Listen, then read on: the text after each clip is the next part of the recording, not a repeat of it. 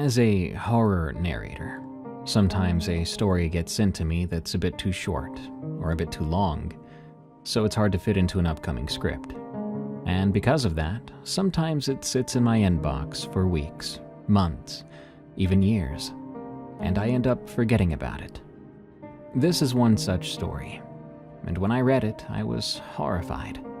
Partially because I'd let it sit for so long, but mostly because it was marked as a true story.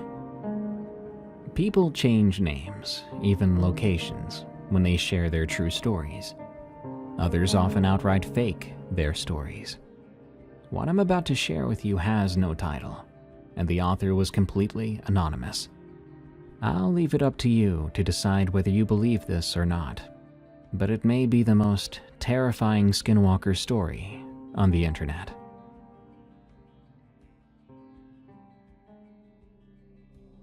There were 2 times in my life where I was certain I was dealing with a Skinwalker. Not the internet kind, not the Hollywood version. I'm talking about the real thing, the Yi Nod Lushi.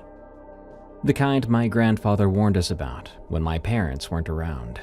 The kind that makes Navajo elders go quiet and change the subject. The first time, I was 10 years old, and it wore my dog's skin. The second time, I was in my mid-20s, and it wore the skin of a man I helped rescue from the high desert outside Cortez, Colorado. I'm going to tell you both stories, because I believe they might be connected in ways I'm only now beginning to understand. They both still keep me up at night. My name is Mason. I'm Navajo on my mother's side, and I grew up splitting time between Tulsa and Window Rock, Arizona. For 15 years, I worked as a wilderness EMT and volunteer search and rescue coordinator for San Juan County. I've seen people die in the back country, and I've found bodies that had been out there for weeks. I've dealt with hypothermia, rattlesnake bites, falls from cliff faces, and one particularly bad encounter with a mountain lion. But nothing prepared me for what I found during that search in 2006. Let me start at the beginning, with the first time. I was 10 years old the summer my grandfather told me the story. This would have been 1991 in late July, hot enough that you couldn't walk barefoot on the dirt roads around Window Rock. Kent and I were staying with our grandparents for 2 weeks while our parents took what Dad called a much-needed vacation. Kent was 8 years old then, all knobby knees and questions. He'd follow me around like a shadow, trying to do everything I did. Most of the time, it annoyed me, but at our grandparents' house, I didn't mind as much. The place felt too big at night, with more dark corners and creaky boards than I cared for. Grandfather didn't tell stories the way white people do. He'd mention things in passing, dropping pieces of information, and you'd have to pay attention or you would miss it. Most of the time he'd be doing something else, like fixing a fence or working on his truck, cleaning his rifle, and a story might just come out. That day he was skinning a rabbit he'd shot that morning. I was sitting on an overturned bucket watching him work.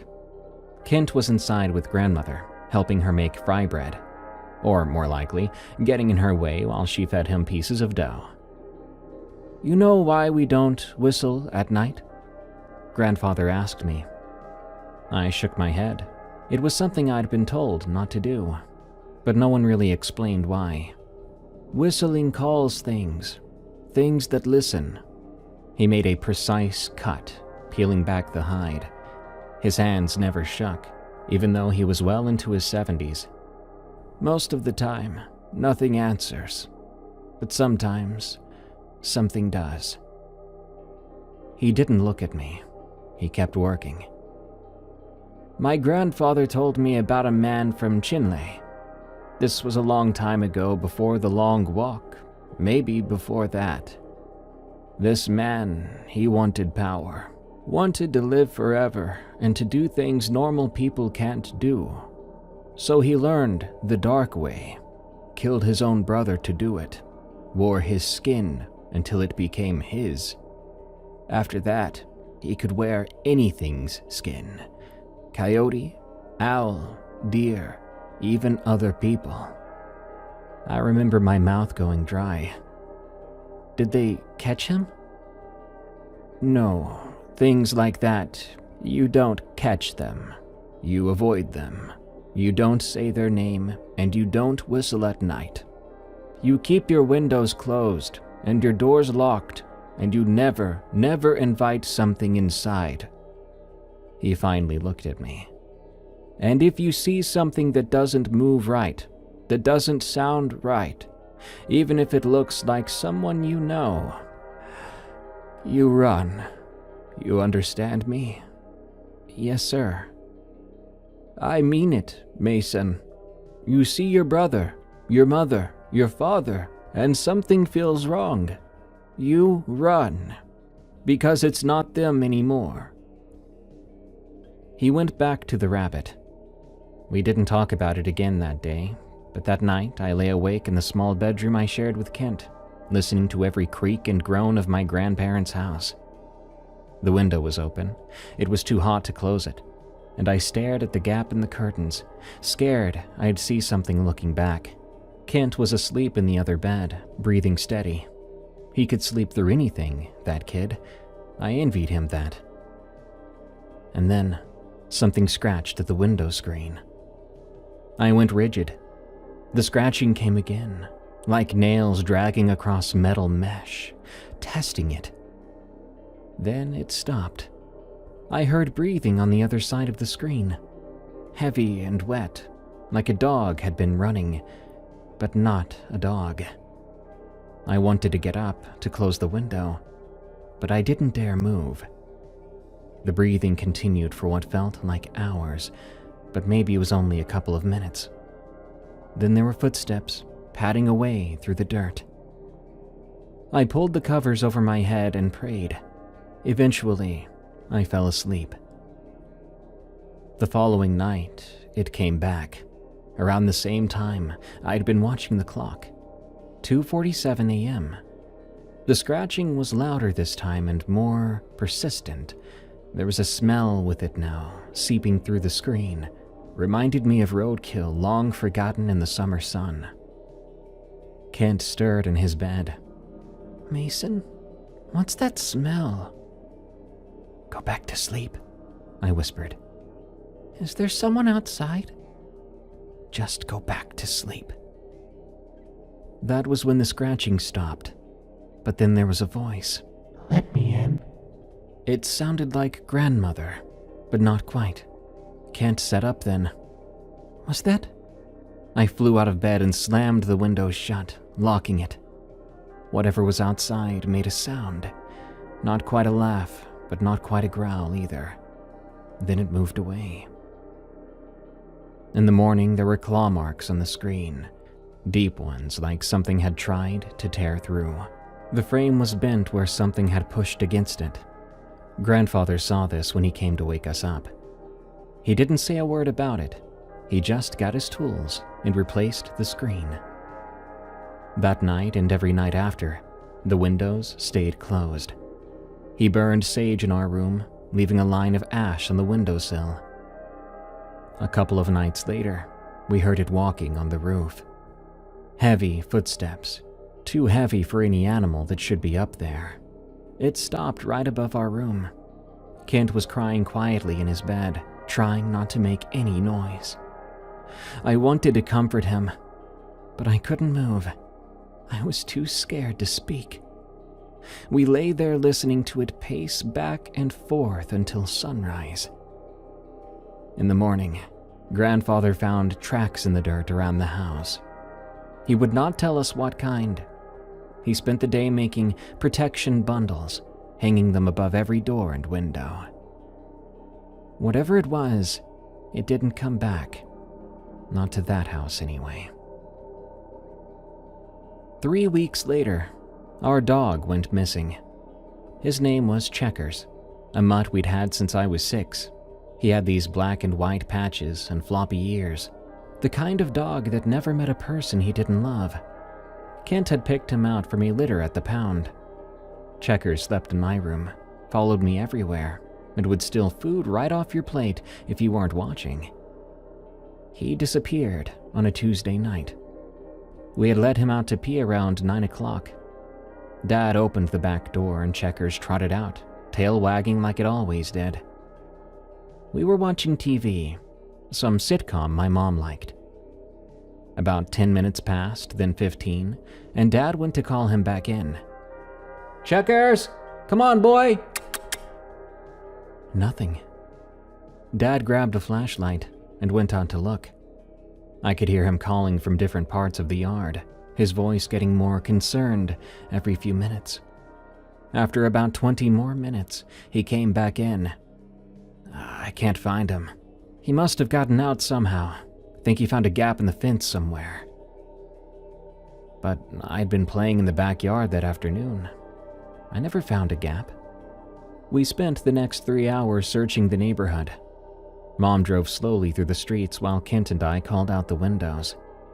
Dad walked with his flashlight, checking under cars, in bushes. Our neighbors came out to help. Someone from 2 houses down said he'd seen Checkers around 9:15 sniffing around in garbage cans. But that was it. I didn't sleep that night. I kept going over to the window, hoping to see him sitting on the porch. Kent cried himself to sleep. I heard Mom and Dad talking quietly downstairs until nearly 2 in the morning. The next day, we made flyers. Mom drove Kent and me to Kinko's, printing out 50 copies with Checkers' picture. The one from last Christmas where he was wearing the stupid Santa hat Kent had put on him. It read, "Missing dog, family pet, reward," and we put our phone number on the bottom. We spent the afternoon putting them up, on every telephone pole, every stop sign, even the grocery store bulletin board in the vet's office. Kent would knock on doors while I stood behind him, watching him explain to each neighbor about our missing dog. His voice would crack when he described Checkers. He was trying so hard to be brave. "He's really friendly," Kent would say. "He won't bite or anything. If you see him, could you call us, please?" An old lady said she would keep an eye out. The teenagers at the corner house barely looked up from their video games. And one kind woman gave us cookies, promising to check the shed. Days passed. Every time the phone rang, I'd run for it, hoping. But it was never about Checkers. Mom kept saying he'd come back on his own. The dogs have a fantastic sense of direction. But by the 4th day, even she stopped saying that. Kent barely ate. He'd sit by the back door after school, watching and waiting. I caught him leaving bits of his sandwich on the back porch. Checkers' favorite, peanut butter and jelly. "He'll smell it," Kent said when he saw me watching. "He'll know we're waiting for him." A week went by. The flyers started to fade in the sun by then. Mom gently suggested maybe we should think about visiting the pound, see if there were any puppies that needed homes. Kent ran to his room and slammed the door. I heard him sobbing through the walls. Then there was the false hope. Someone called on day 10, saying she'd seen a black and white dog in the park. We ran there. Kent was still in his pajamas. But it was someone else's dog, a female with different markings. Kent's face when he realized. I'll never forget that. It was like something broke inside him. 12 days after Checkers disappeared, he came back. I was the one who found him. Early in the morning, with barely any light out, I'd gotten up to use the bathroom and happened to glance out the living room window. And there was Checkers, sitting on our front porch, staring at the door. I should have been happy. I should have run to let him inside. But I didn't, because something was wrong. He was sitting extremely still, like a statue. Dogs, especially ones like Checkers, don't sit that still. Checkers couldn't hold still if you paid him to. And he wasn't panting when it was already hot out. No, his mouth was closed. Dogs pant, it's what they do, but Checkers was just sitting there, watching the door. And he was so clean. A dog missing for 12 days should be dirty, matted up, maybe even skinnier. But his coat looked perfect, groomed even. He was cleaner than when he'd left. I stood at the window for a long time, At least 5 minutes, maybe more. He didn't move, didn't scratch at the door, and didn't whine. He sat there staring, occasionally tilting his head, as if curious. Then Mom came down the stairs. "Mason, what are you doing up?" "Checkers is back," I said. She rushed to the window, made a happy sound, and headed for the door. I grabbed her arm. "Wait." "What, honey? He's been gone almost 2 weeks." The dog stood up then. The way he moved was very peculiar. It's hard to explain better than that. Like the actors and puppeteers on Sesame Street trying to handle a puppet. His back legs locked, then his front legs, and he sort of levered himself upright instead of standing the way dogs stand. Mom hesitated. His head swiveled toward her. Not turned, but more like a swivel, and his eyes were weird too. Dogs' eyes catch the light, but Checker's eyes that morning were flat black. Mom opened the door. "Mom, don't!" But she was already reaching for him. Her hand touched his head, and that's when he moved, faster than I'd ever seen Checkers move. He snapped at her, teeth clicking together an inch from her fingers. She jerked back with a yelp. "Jesus Christ!" Dad's voice came from behind us. He was on the stairs in his boxers and a t-shirt. "Back up from the door, now!" he commanded. Mom stumbled back. The thing that looked like Checkers took a step forward, crossing the threshold into our house. Its mouth opened, wide, and I heard a sound that should have never come from a dog.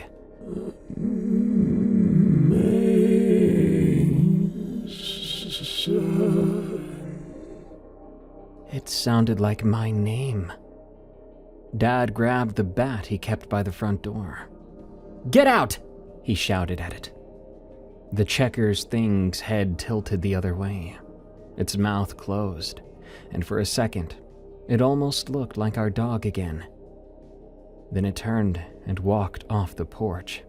It was in no hurry. It just walked slowly. I watched it stop at the edge of our yard, and it tried to stand up. And I mean stand up, like a person, on its hind legs. It got about halfway, front paws hanging down, wobbling like it was trying to remember how to balance itself. It held that position for about 3 seconds, this horrific half-standing thing, before dropping back down to all fours. Then it ran, normal dog running, clearing the neighbor's fence in one bound and disappearing between the houses. We stood there in the doorway, the three of us, not saying anything. Kent showed up a minute later, rubbing sleep from his eyes. "What's going on?" "Nothing," Dad said. His voice was steady, but his hands were shaking. "Go back to bed." "Was that Checkers?" He'd seen it. Of course he'd seen it. "No," I said. "That wasn't Checkers." Kent looked at me, then Dad and Mom, and his face crumpled. "But it looked like him." "It wasn't him," Dad said firmly. "Checkers is gone, buddy. That was something else." "What do you mean, something else?" None of us knew how to answer that. Dad called Grandfather that morning. They talked for an hour in the kitchen while Mom kept Kent and me in the living room. Kent hadn't said a word since seeing the thing that looked like Checkers. He sat on the couch instead and stared at nothing. I could hear Dad's voice getting louder and more agitated. Mom put on cartoons, but I wasn't watching it, and neither was Kent. Finally, Dad came out. "Pack a bag. We're going to stay at a hotel tonight." "Why?" Kent asked. "Just for tonight, until Grandfather gets here." We stayed at the Holiday Inn by the highway. Dad got us a room with 2 beds and a pull-out couch. We ordered pizza, but nobody ate much. Dad kept checking the locks on the door, and Mom held Kent while he cried about Checkers. I sat by the window watching the parking lot. "What was that?" I finally asked. Dad and Mom looked at each other. Then Dad said, "We don't know." But I think he did know. They just knew better than to say it out loud. Grandfather arrived the next morning. He brought some stuff with him. Herbs I didn't recognize, some small bundles wrapped in cloth, a jar of something that looked like ash mixed with dirt. We went back to the house.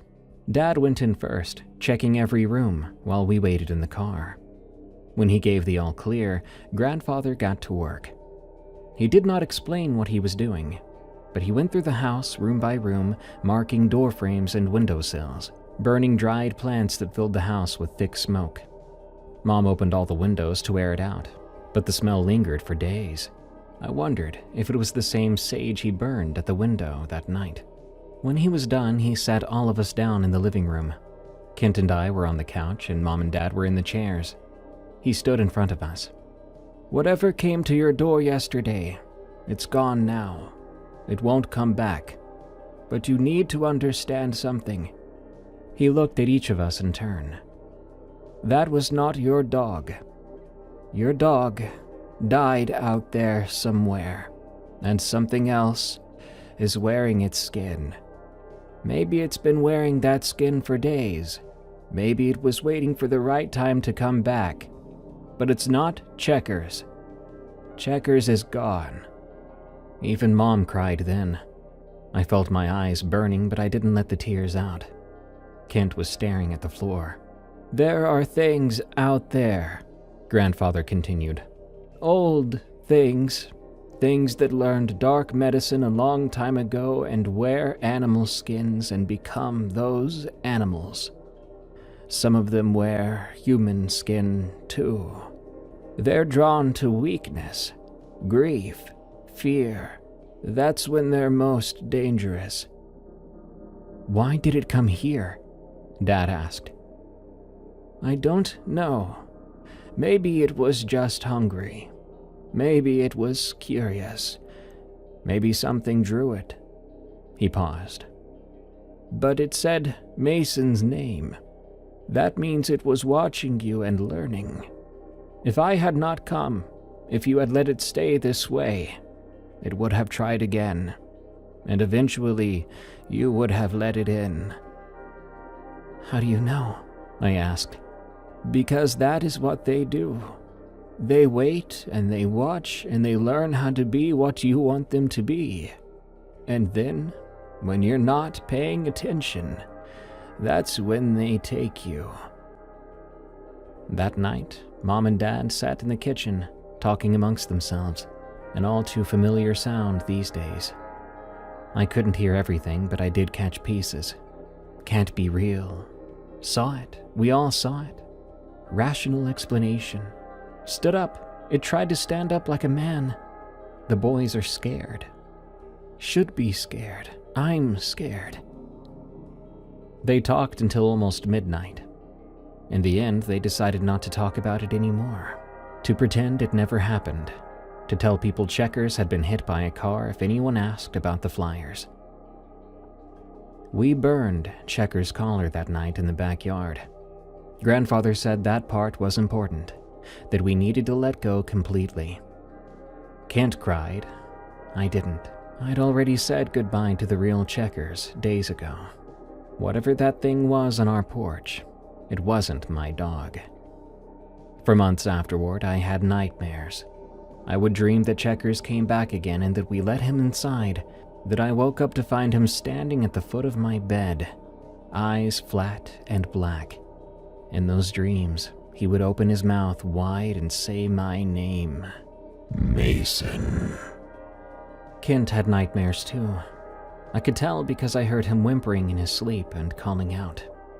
He started to sleep with the lights on, and he would start checking under his bed before getting in. Even though we were just kids, he never wanted or asked for another dog. Neither did I. The nightmares eventually did stop, or maybe they just became less frequent.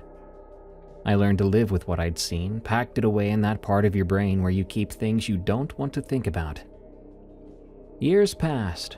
I grew up and went to college, got my EMT certification, and started to work search and rescue. Kent got married and had kids before me, and life went on.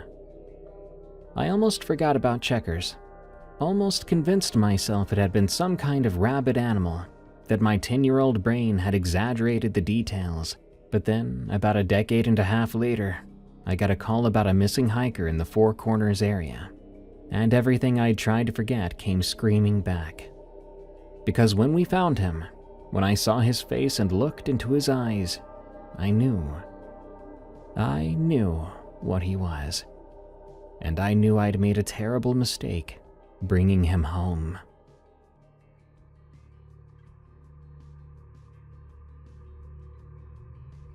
The call came in at 4:47 a.m. on a Saturday in October 2006.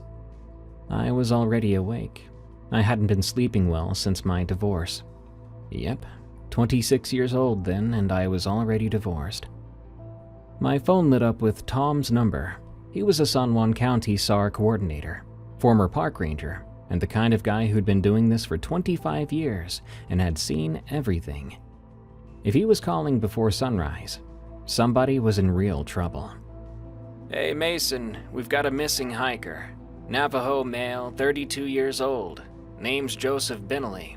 Went out solo hiking Thursday afternoon near the Sleeping Ute Mountain Trail System. Was supposed to check in with his wife yesterday. She called it in last night when he didn't come home. I was already pulling on my pants. Weather? A cold front moved through yesterday evening. Temps dropped to the low 30s last night.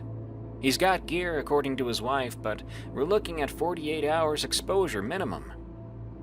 I'll be at the staging area in 30. Make it 20. We're losing daylight. Well, he was gonna have to settle. I made it in 25. The staging area was a dirt lot off the highway, where it curved past the New Mexico border. 5 trucks were already there. People from the sheriff's office, Mark Webb with his tracking dog, Tom's old Ford, a couple of volunteers I knew by face but not by name. Tom was spreading a topographical map across the hood of his truck when I walked up. The man looked tired. Then again, Tom always looked tired. 25 years of pulling bodies out of the wilderness will do that to you.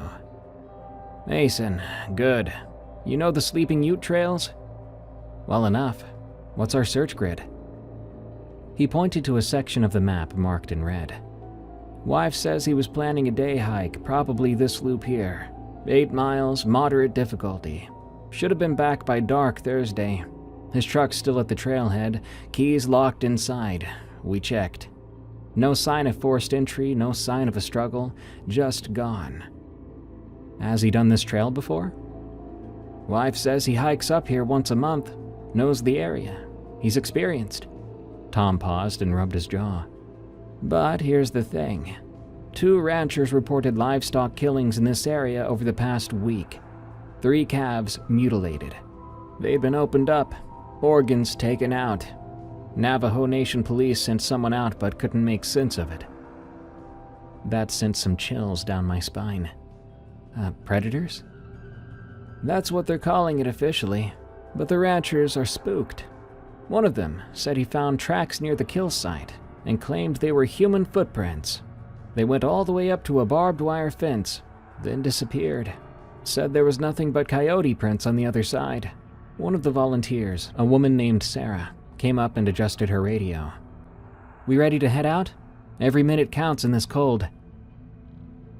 We divided into 3 teams. I was paired with Sarah and Mark Webb. Mark and his dog would take point. Sarah and I would cover the flanks. Tom took a volunteer firefighter named Bill and headed north. The others went to cover the eastern grid.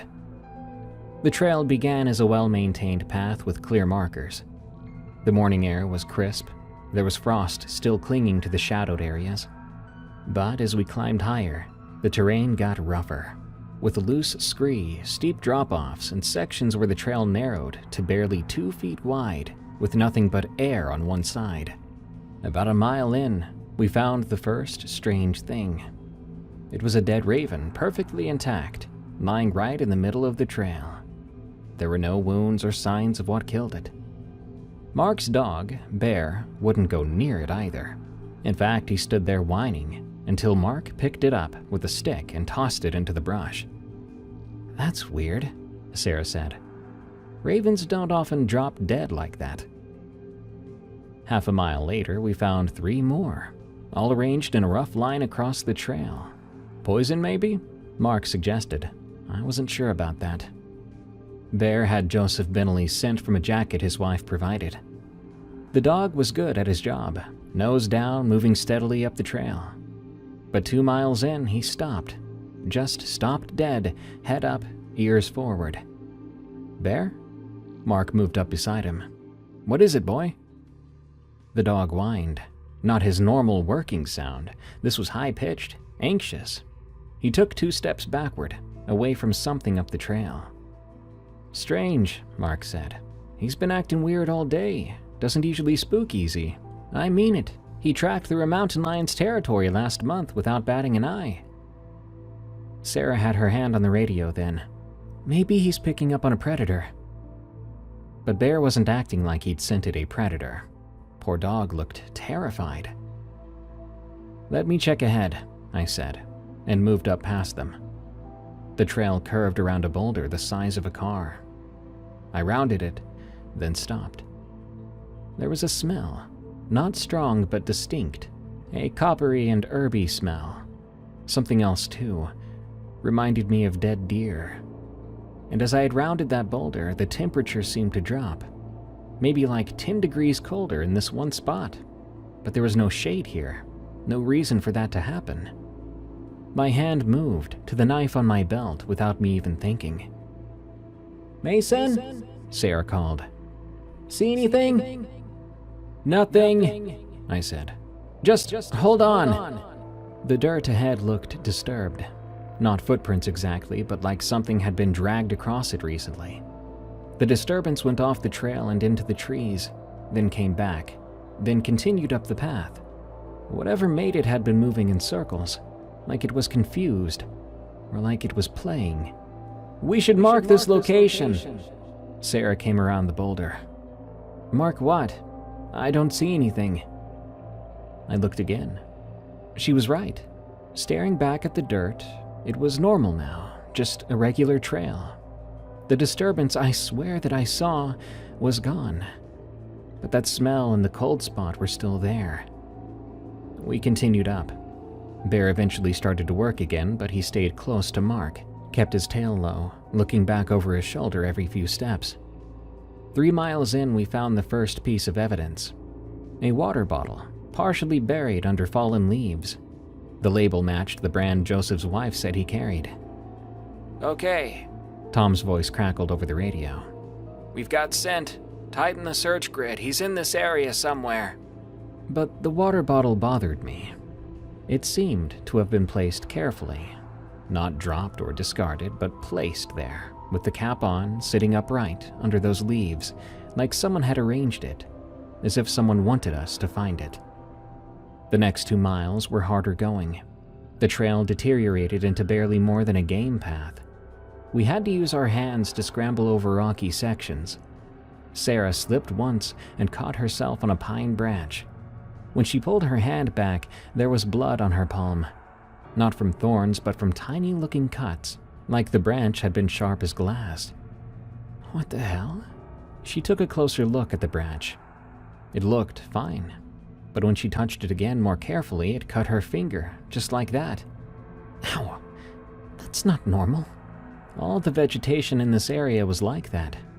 It looked normal, but it was wrong when you looked closer or touched it. When Mark tried to push through some bushes, he jerked back. His jacket had been torn in 3 places. More carefully now, we pushed deeper into the high country. I started to notice other things.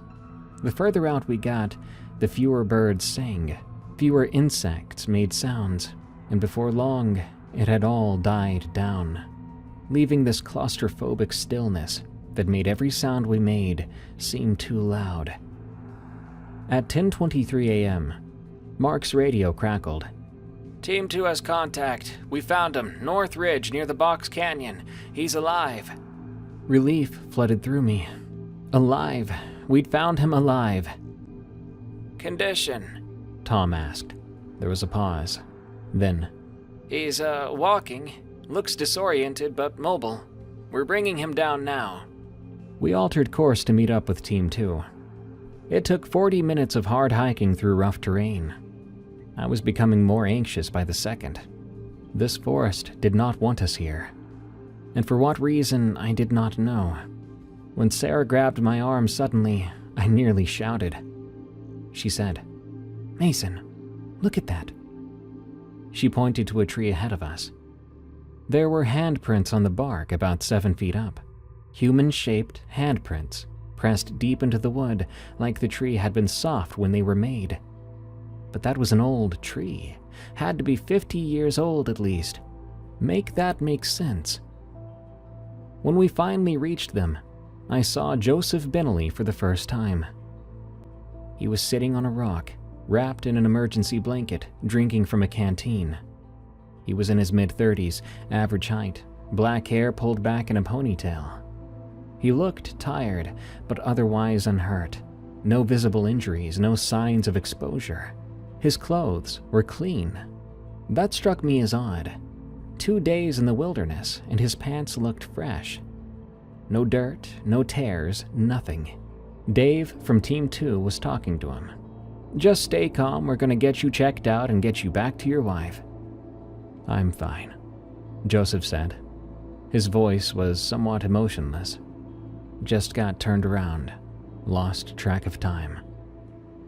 "You've been out here 2 nights, buddy," Dave said. "Temperature dropped below freezing, too. We've got to get you checked for hypothermia, dehydration, and—" I said I'm fine. The way he said it made something cold settle into my stomach. There was no relief in being found in his voice. No embarrassment either at needing to be rescued. Nothing that you would expect from someone who had been lost. I moved closer to him. "Joseph, I'm Mason, Wilderness EMT. I need to do a quick check if that's okay, to make sure you're good to walk down." He looked right at me. His eyes were brown, normal size, normal color, but there was something missing behind them, like looking at a photograph of a person instead of the person themselves. "Sure, whatever you need," he said.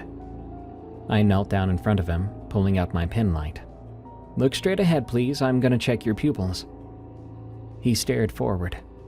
I shone the light in his right eye, then his left. His pupils constricted, a normal response. But his eyes didn't water, and he didn't blink. His eyes stayed fixed on a point over my shoulder. I counted in my head. 30 seconds, 40, a full minute. And the man still didn't blink. "Joseph, you can blink."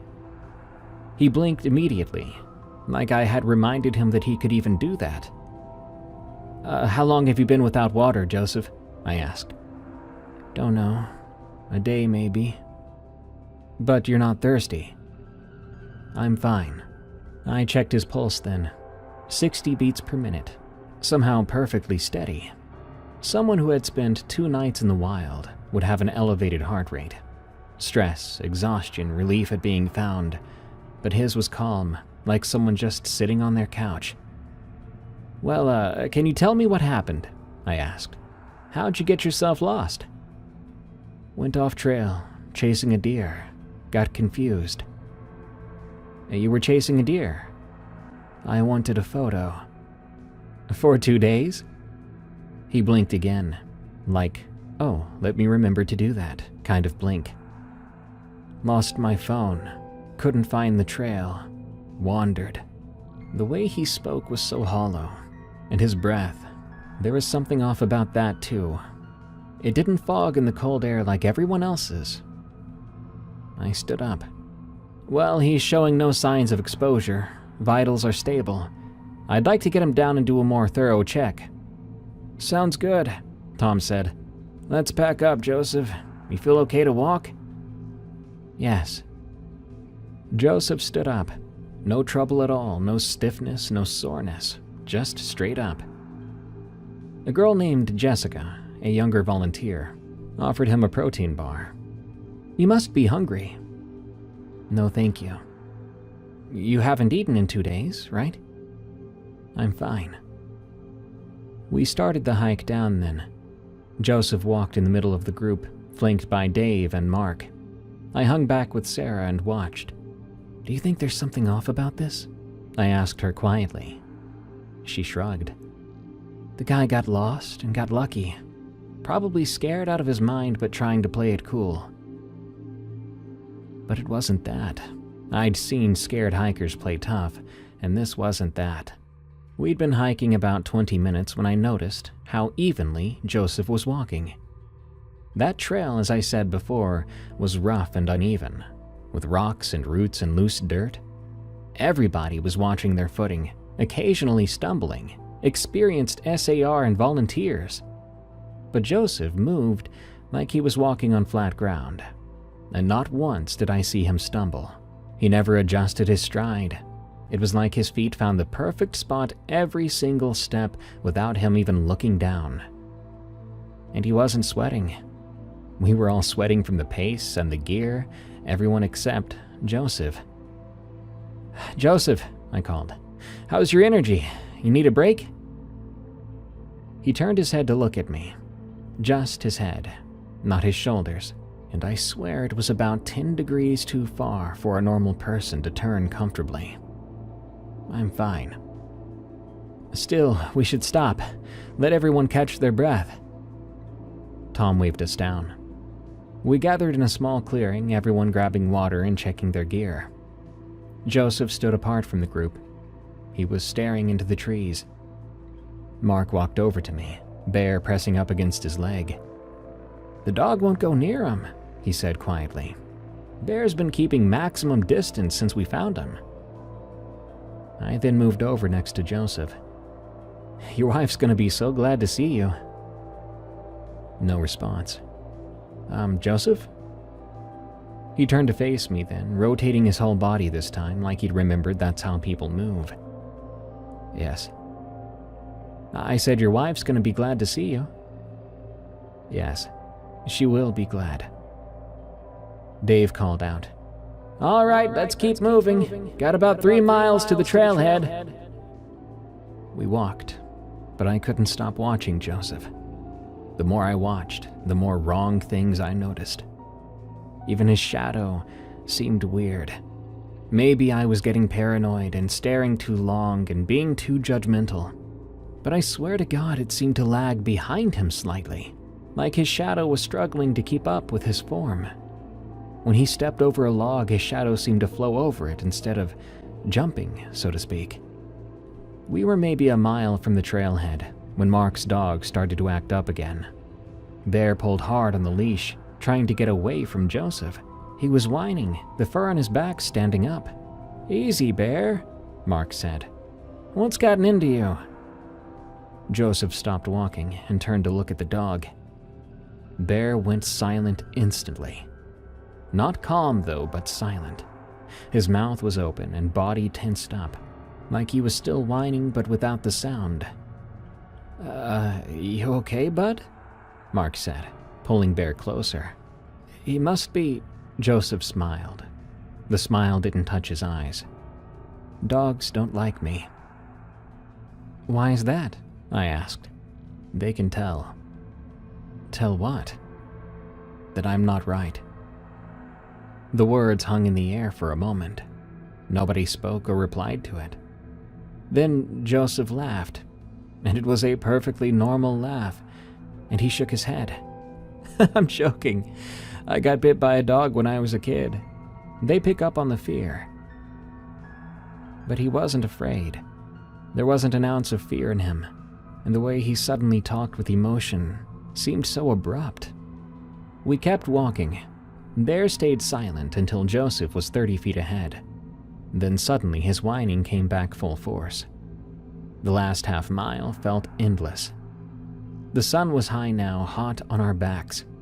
Every time I looked at Joseph, my grandfather's words echoed in my head. "You see your brother, your mother, your father, and something feels wrong. You run, because it's not them anymore."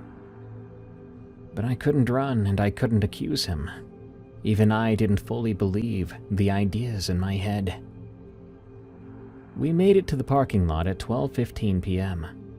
Joseph's truck was still there, keys still locked inside. Tom called his wife, letting her know we were bringing him to the medical center in Cortez for evaluation. This is standard procedure." Joseph didn't argue, and he didn't ask to go straight home. He nodded and climbed into the back of Sarah's patrol vehicle. I watched him through the window as we packed up our gear. He sat perfectly still, hands in his lap, staring straight ahead. Didn't fidget, didn't look around, but sat there. "Hell of a lucky find," Dave said, clapping me on the shoulder. "That guy could have died out there." "Yeah," I said. "Lucky." But luck had nothing to do with it. Whatever we found on that mountain, it wanted to be found. It had left that water bottle like a breadcrumb. It had waited for us, and now we were bringing it home.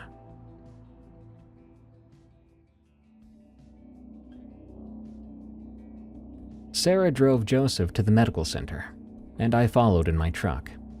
The whole drive I kept thinking about calling my grandfather, but argued with myself if this really was the situation I thought it was. At the medical center, they did a full workup. I knew one of the nurses, Carla, from previous SAR operations. She was the one who took Joseph's vitals. "It's so weird," she said to me quietly while Joseph was in the bathroom. "Everything I checked was textbook the right number. Body temperature 98.6, and I checked several times with no fluctuation." She continued, "Nobody's temperature is exact. It fluctuates, and his blood pressure too. Perfect 120/8 every single time. And his heart rate is exactly 60, like someone programmed ideal vitals into a computer." The doctor, though, didn't seem at all concerned. Everything came back normal, or better than normal. Perfect even. No signs of dehydration despite 2 days without water. No hypothermia despite freezing temperatures. No elevated stress hormones. "You're very lucky," the doctor told Joseph. "Most people don't fare so well after that kind of exposure." "I'm fine," Joseph said. His wife arrived an hour later. Emily Bentley, schoolteacher, early 30s, long black hair in a braid. She rushed into the room crying and threw her arms around her husband. "Oh my God, Joseph, I was so scared. I thought—" She stopped, pulled back, and looked at his face. "Joseph?" "I'm fine," he said. You look..." She touched his cheek, and I saw her flinch slightly, like his skin was the wrong temperature, even though we had just checked. "You look different." "It's been a hard couple days." "No, you look better, younger. Did they give you something?" The doctor shook his head. "Just fluids and observation." Emily stared at her husband, confused. Their 2 kids had come in with her, a girl about 8 years old and a boy around 6. They hung back by the door, not running to their father like you'd expect. The girl, Sophie, I heard Emily call her, actually took a step backward when Joseph looked at her. "Daddy?" the boy said uncertainly. "Hello, Michael," Joseph said. The words were right, but the tone was wrong, overly formal. Emily noticed. I could see it in her face, but she pushed through it and smiled. "Let's get you home. You must be exhausted." She hugged him again. This time I saw Joseph's arms come up and wrap around her, but the kids didn't hug him at all. They discharged Joseph an hour later. As they were leaving, I overheard Sophie whisper to her mother, "Why does Daddy smell different?" "Shh, honey, he's been lost in the woods for 2 days." I watched them drive away, Emily talking while Joseph stared out the window, the kids silent in the back seat. That should have been the end of it. Missing hiker found safe, everyone goes home. Case closed. That night I stayed up sitting at my kitchen table with my laptop, searching for anything that might explain what I'd seen. I found Joseph's Facebook profile. His wife posted regularly. Family photos, school events, hiking trips. I scrolled back through months of posts. The Joseph in those photos was different than the person we'd found. The same face and same build, but something essential was missing from the man we'd brought down from the mountain. The Joseph in the photo smiled with his whole face, had laugh lines around his eyes, looked at his family with warmth. The thing we brought back home had none of that. Around 3 a.m., I gave up trying to rationalize it. I knew something was wrong. I thought about calling someone, Tom maybe, or my grandfather. But again, I didn't. I did nothing at all, and told myself I was being stupid. That being lost like that does different things to different people. Not everyone will handle it the same way. After all, Emily would have noticed if something was really wrong with her husband. Wouldn't have taken him home, right? I was wrong about that too. A few weeks later, I ran into Tom at the hardware store in Cortez. He was picking up fence posts. We made small talk for a few minutes about the weather and upcoming search operations. Then he said something that made my blood run cold. "Hey, you hear about the Bentley situation?" What situation? "Well, the wife called the sheriff's office and said Joseph's been acting strange since we brought him back. Wandering around at night, standing in the kids' rooms while they sleep.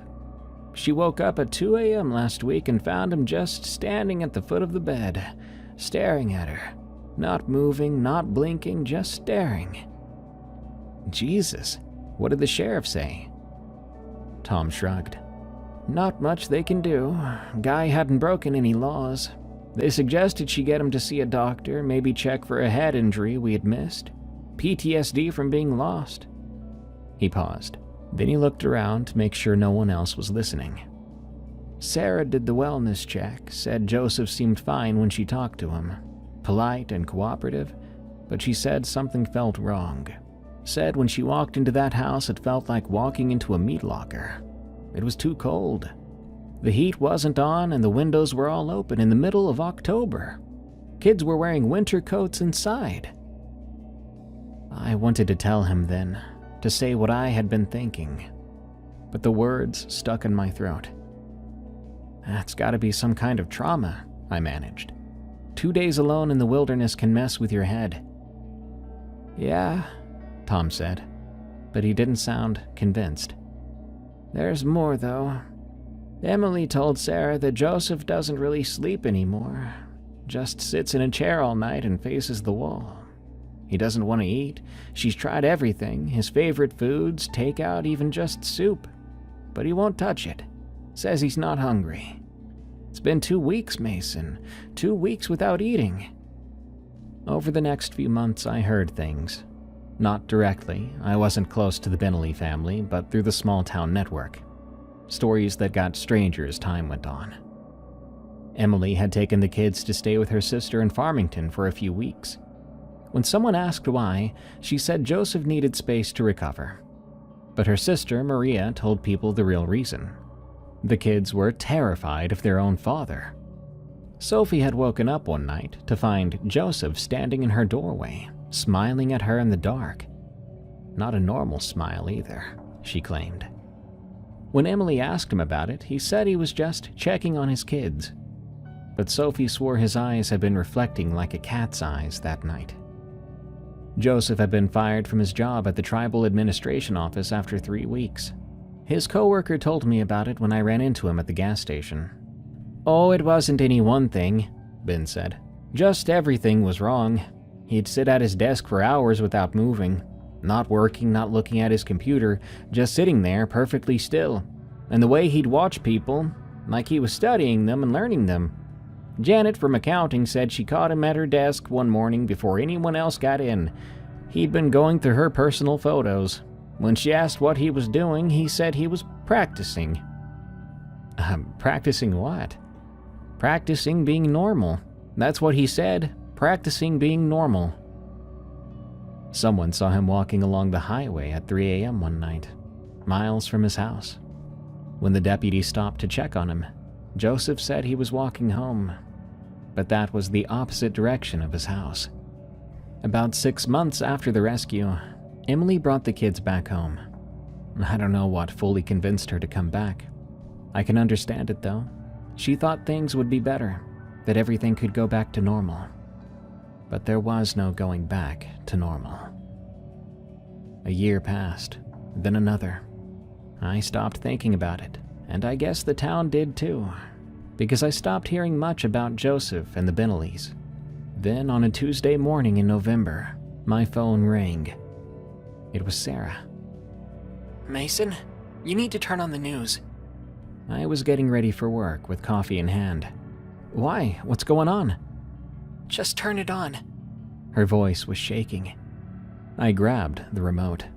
The local news was showing footage of a house fire, smoke billowing into the early morning sky, all black and thick. The banner at the bottom read, "Breaking, multiple fatalities in Cortez house fire." Then they showed the address.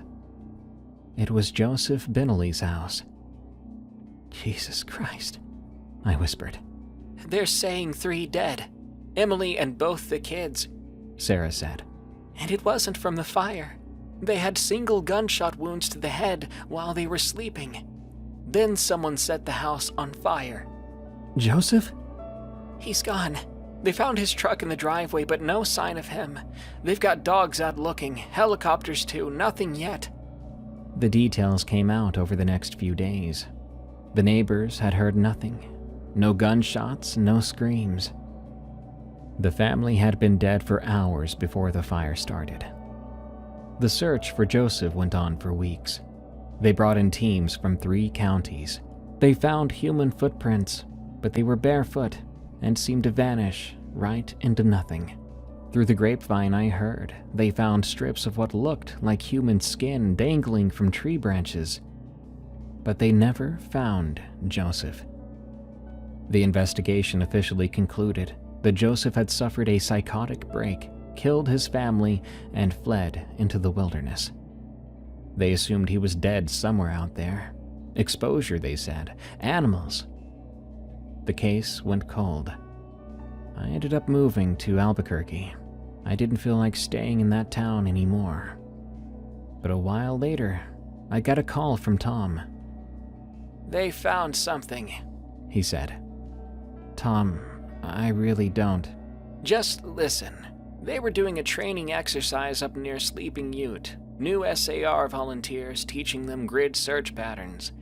That same area where we found Joseph a few years ago. My stomach was starting to knot up. They found some human remains scattered over about 30 yards. Mostly bones, some clothing fragments, pretty heavily scavenged by animals. He paused. They ran DNA. Mason, it was Joseph Binnelly. That's impossible. Joseph killed his family about 6 months ago. If he died out there... No. Tom interrupted. You're not quite getting me. The ME looked at the remains, based on decomposition, weathering, insect activity, plant growth through the bones. He's estimating time of death at approximately 2.5 years ago. I felt dizzy. What? 2.5 years, Mason. That places the age around when Joseph first went missing. Before we found him. Before we brought him back. I couldn't speak. They found his driver's license, his wedding ring. Everything checks out. If these remains are from 2.5 years ago, if Joseph Binnelly died up there when he first went missing, then what the hell did we bring back from that mountain? What lived in that house for 2 years? What killed Emily and those kids?